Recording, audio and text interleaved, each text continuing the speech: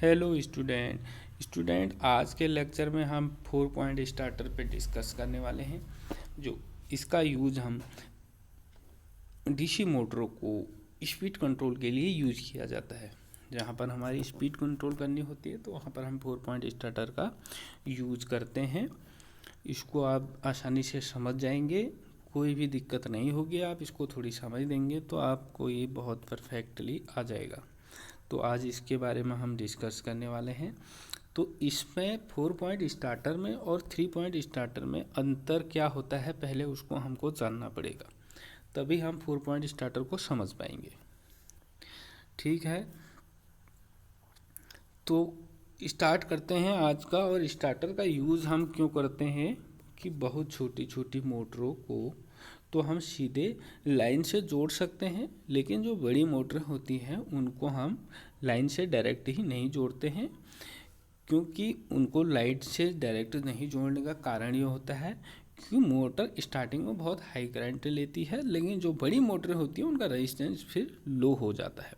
लो होने के कारण यदि उसमें हाई करंट हम फ्लो कराते हैं तो मोटर हमारी जल्दी से जल जाएगी। तो जल जाएगी तो फिर हमें लॉसेस हो जाएंगे। तो उस लॉस को हमको दूर करने के लिए हम यूज़ करते हैं स्टार्टर का। स्टार्टर हमारा स्टार्टिंग में करंट को कम करता है और फिर एक जब मोटर हमारा बैक ईएमएफ स्टार्ट हो जाता है तो फिर हम उसको फुल करंट दे सकते हैं। फिर जब मोटर में बैक ईएमएफ स्टार्ट हो जाता है तो वो ऑलरेडी कम करंट लेना स्टार्ट करती है, फिर वो कम करंट पर ही चलती है। ठीक है, तो इसको समझने के लिए पहले हम 3 पॉइंट पे डिस्कस करते हैं। 3 पॉइंट पे थोड़ी जानकारी ले लेते हैं। आपके सामने एक 3 पॉइंट स्टार्टर का यहाँ पर डायग्राम है।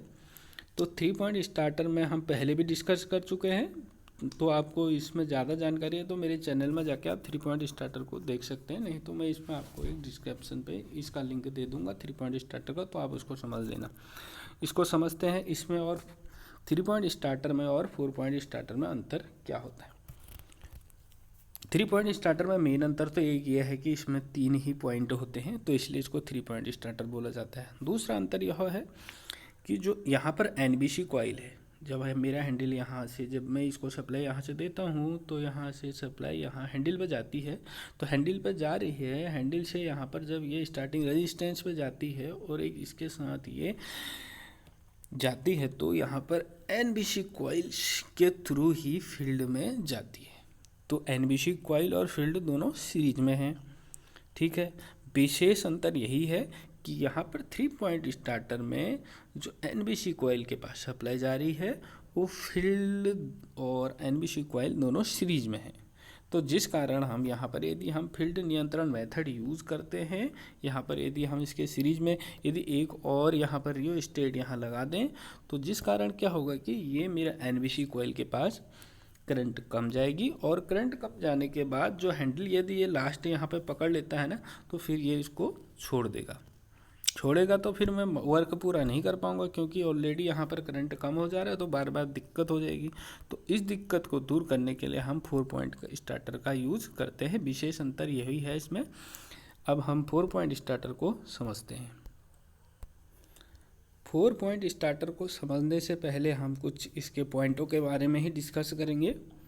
तो इसमें हम फर्स्ट में देखिए इसको 4 पॉइंट स्टार्टर क्यों बोला जा रहा है, क्योंकि यहाँ पर 4 पॉइंट होते हैं। एक यहाँ पर एल है, एक यहाँ पर एन पॉइंट है, जेड है और ए पॉइंट है। तो ये 4 पॉइंट होते हैं, इसीलिए इसको 4 पॉइंट हम स्टार्टर बोलते हैं। एल क्या है, यहाँ पर जो एल दिख रहा है कहीं कहीं स्टार्टर पे आपको L1 भी दिख जाएगा, और ये यहाँ पर एन जो है ये L2 भी होता है, और कहीं पर ये माइनस से भी डिनोट किया जाता है। और यहाँ पर जो Z है, Z फील्ड के लिए है, कहीं पर ये F से भी आपको संकेत मिल जाएगा। और ये जो A पॉइंट है ये आर्मेचर के लिए है। तो आर्मेचर मतलब आर्मेचर के पास जो कनेक्ट हम करने हैं सप्लाई को, वो आर्मेचर का A पॉइंट से हम करेंगे। इसके स्टार्टिंग के पॉइंट हो गए। फिर सेकंड और पॉइंट को समझते हैं इसमें। और इसमें देखिए आप यहाँ पर एक कॉइल दिख रही है, तो इसको ओवरलोड कॉइल बोलते हैं, OLC। और फिर यहाँ पर एक आपको हैंडल दिख रहा है। यह हैंडल का काम क्या है, इसको स्टार्ट करना, मोटर को यहाँ से स्टार्ट करेगा। सभी पॉइंटों पे धीरे धीरे करके हम आगे को इसको बढ़ाते हैं। और यहाँ पर एक स्प्रिंग दिख रही है, तो स्प्रिंग का काम है यदि ये हैंडल यहाँ पर यहाँ पर आता है। यदि इसको हमने ऑफ करना होता है तो ये पुरानी स्थिति पे यहाँ पर ये स्प्रिंग इसको पुरानी स्थिति में यहीं खींच लेके आ जा सकता है। ठीक है। और फिर नेक्स्ट इसमें यहाँ पर आप देख रहे हैं स्टार्टिंग रेजिस्टेंस है। स्टार्टिंग रेजिस्टेंस का काम है कि ये आर्मेचर को स्टार्टिंग में कम करंट प्रदान करना। ठीक। और यहाँ पर आप ये देख रहे हैं, यहाँ पर ये स्लॉट है। इस स्लॉट से ही क्या है कि कनेक्शन पूरा का ये जब हैंडल यहाँ पर चलेगा तो हैंडल इससे टच होते हुए आगे को बढ़ता रहेगा और यहाँ से सप्लाई डायरेक्ट मेरे यहाँ से फील्ड को, ये फील्ड है यहाँ पर, फील्ड में सप्लाई मिल जाएगा। ठीक। और यहाँ पर और पॉइंट आपको देख रहे हैं आप, यहाँ पर एक NBC कॉइल है, मतलब होल्डिंग कॉइल बोल रहे हैं इसको। होल्डिंग मतलब ये जो यहाँ पर हैंडल है, ये हैंडल यदि यहाँ स्थिति में आता है तो इसको होल्ड करके रखेगा। ठीक। और इसमें यहाँ पर एक प्रोटेक्टिव रेजिस्टेंस है। प्रोटेक्टिव रेजिस्टेंस का मीन्स ये है कि ये यहाँ पर इस NBC कॉइल को प्रोटेक्ट करके रखेगा। अब इसमें ये पॉइंट आप बिल्कुल समझ गए होंगे। अब यहाँ पर एक इस पॉइंट को समझें, ये वेरिएबल रजिस्टर है, इसके माध्यम से ही हम इसको वेरी करेंगे तो फील्ड के पास करंट थोड़ी कम होना स्टार्ट हो जाएगा, जिससे इसमें फ्लक्स का बनना भी थोड़ी कम हो जाएगा। कम होगा तो स्पीड इसमें बढ़ेगी। और इस मेथड का जो यहाँ पर यूज़ जो मेथड कर रहा है, ये फील्ड कंट्रोल मेथड यूज किया गया है। और सेकंड में आपको ये जो दिख रहा है, ये आर्मेचर का है, आर्मेचर का सिंबल है। तो यहाँ पर जो पूरी ये मोटर है, ये शंट मोटर है। तो इस शंट मोटर पे हम इसका यूज़ कर रहे हैं। यदि यहाँ पर ये कंपाउंड मोटर होता तो यहाँ पर भी एक वाइंडिंग और हो जाती, वो सीरीज वाइंडिंग होती तो कंपाउंड मोटर ये हो जाता। ऐसा कुछ नहीं है कि आप इसको 4.3 स्टार्टर को आप शंट के लिए ही यूज करें, इसको हम कंपाउंड मोटर के लिए भी यूज कर सकते हैं। अब इसको समझते हैं। अब इसमें यहाँ पर आपको सोर्स से दिख रहा है, यहाँ पर सप्लाई दिख रही है, एक पॉजिटिव और एक नेगेटिव। दोनों सप्लाईयों से ही ये मोटर चलती है। डीसी मोटर है, पॉजिटिव और नेगेटिव सप्लाई से चलती है। तो इसको पॉजिटिव सप्लाई पहुँचाने का तरीका, नेगेटिव सप्लाई को तो हम डायरेक्ट ही यहाँ से डायरेक्ट इसको पहुँचा देते हैं। पॉजिटिव सप्लाई पहुँचाने के लिए हमको स्टार्टर के थ्रू पहुँचाना होता है, जिससे हमारा करंट कम होता है स्टार्टिंग में। और जब मोटर को हम पूरा यदि हम पूरा सप्लाई दे देते हैं मोटर के पास, तो उसमें बैक हम अब स्टार्ट हो जाता है और मोटर आसानी से चलना स्टार्ट करती है। ठीक। अब यहाँ से हम जब सप्लाई देते हैं तो L पॉइंट में जाता है। L पॉइंट से हमारा यहाँ पर OLC मतलब ओवरलोड कॉइल में जाता है। ओवरलोड कॉइल के माध्यम से ही ये आगे को बढ़ता है, आगे को हैंडल के पास चले जाएगा। हैंडल के पास चले जाएगा। जैसे ही मैं इस हैंडल को आगे को बढ़ाऊंगा, इस हैंडल को मैं आगे को बढ़ाऊं तो क्या होगा, ये इंच पे टच होगा, ऊपर भी टच होगा, नीचे भी। जब ऊपर टच होगा तो उसके माध्यम से ऊपर पूरे रेजिस्टेंसों पे टच होके सप्लाई कहाँ जाएगा, पूरा ये आर्मेचर के पास चले जाएगा। इस समय करंट का मान ऑलरेडी सेकेंड साइड से न्यूट्रल इसको मिल रहा है, मतलब नेगेटिव सप्लाई इसको मिल रही है। ठीक है। स्टार्टिंग में ये स्थिति है इसके लिए। और फील्ड के लिए इस आर्म के माध्यम से यहाँ पर जाएगा और यहाँ से डायरेक्ट जेड पॉइंट से ये यहाँ पर ये वेरिएबल रेजिस्टेंस है, इस पर से सीधे ये फील्ड कॉइल के पास चले जाएगा। और फील्ड कॉइल को सेकंड साइड से नेगेटिव सप्लाई मिल रही है, ये नेगेटिव सप्लाई यहाँ से डायरेक्ट ही इसको मिल रही है। और तीसरा इसमें वर्क क्या है कि NBC कॉइल के पास भी सप्लाई जाएगी। और यहाँ पर NBC कॉइल को प्रोटेक्ट करने के लिए, मतलब प्रोटेक्टिव रेजिस्टेंस इसलिए है क्योंकि NBC कॉइल को हम डायरेक्ट यदि जोड़ दें, इधर से पॉजिटिव मिल रहा है, इधर से नेगेटिव, डायरेक्ट जोड़ देंगे तो ये जल जाएगा। तो इसको प्रोटेक्ट करने के लिए यहाँ पर जैसे हम कह सकते हैं, जैसे कोई इंडिकेटर आप देखते होंगे जलता है तो डायरेक्ट ही वो नहीं लगा रहता, उसके पास एक रेजिस्टेंस भी लगा रहता है, तो उसको बचाने का काम करता है। तो वही काम यहाँ पर ये प्रोटेक्टिव रेजिस्टेंस का भी है, ये NBC कॉइल को बचा के रखेगा। शायद आपके समझ में ये आ गया होगा इतना। अब बढ़ते हैं आगे को। अब देखिए, जैसे ही मैं हैंडल को आगे बढ़ाता हूँ, यहाँ पर लाता हूँ, इधर लाऊंगा, फिर यहाँ लाऊंगा, फिर यहाँ लाऊंगा, फिर यहाँ लाऊंगा, तो कंडीशन यहाँ आने में क्या होगा कि हैंडल मेरा यहाँ पर आ जाएगा। और यहाँ पर से सप्लाई यही चल रही है, सप्लाई यहाँ से डायरेक्ट यहाँ मिलने लग जाएगी। और एक सप्लाई तो मेरे यहाँ से ये फील्ड को चली जा रही है और दूसरी सप्लाई यहाँ से मेरे आर्मेचर को चली जाएगी, मोटर मेरा स्टार्ट हो जाएगा। और यहाँ पर होल्डिंग कॉइल के लिए यहाँ पर सेपरेट सप्लाई मिल जा रही है। इसको ये यहाँ पर ये NBC कॉइल इसको होल्ड करके रखेगा हैंडल को। और हैंडल को यदि अब हैंडल में कोई भी प्रभाव नहीं पड़ना है। यदि मैं करंट को कम ज़्यादा भी कर दूँ रियोस्टेट से, इस रियोस्टेट का इस पे कोई फ़र्क नहीं पड़ना है एनबीसी कॉइल पे। मेन कारण यही है कि 4 पॉइंट स्टार्टर का यूज हम इसीलिए ही करते हैं कि यहाँ पर इस एनबीसी कॉइल पर कोई फ़र्क नहीं पड़े यदि मैं इस वेरिएबल रेजिस्टेंस को वेरी करूँ। ठीक है, 4 पॉइंट स्टार्टर का काम बेसिक यही है। आप यहाँ तक समझ चुके हैं। अब मैं इसको यदि यहाँ पर इसको वेरी करता भी हूँ तो मेरा अब ये मोटर पूरा यहाँ से इसको, क्योंकि ये सप्लाई जो यहाँ से सेपरेट सप्लाई मिल गई है।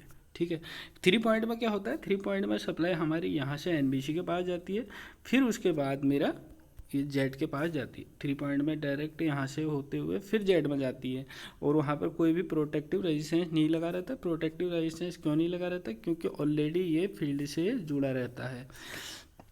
जो एनबीसी कॉइल है वो फील्ड के सीरीज में रहती है। लेकिन 4 पॉइंट स्टार्टर में क्या होता है कि हमने एनबीसी कॉइल को एक सेपरेटली ही यहाँ पर चलाया है, सेपरेट चलती है, और इसके माध्यम से यदि यहाँ से करंट फ्लो होगी तो यहाँ पर मैग्नेट बनेगा और ये हैंडल को होल्ड करके रखने का काम करेगा।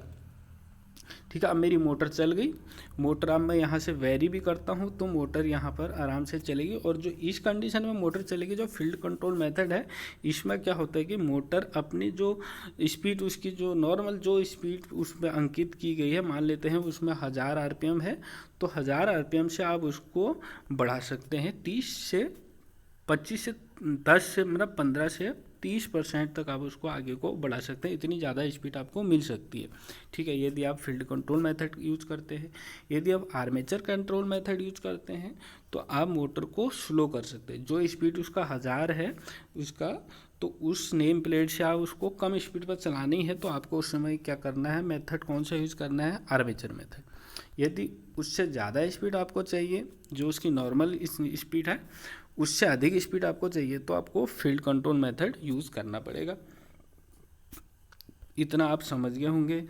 अब यदि मेरा ये मोटर हाई करंट फ्लो हो जाए, इसमें यदि लोड ज़्यादा हो जाए, तो मेरा ये शेप कैसे है, शेप कैसे करूँगा, तो इसके लिए क्या किया जाता है, यही है यहाँ पर एक OLC ओवरलोड कॉइल।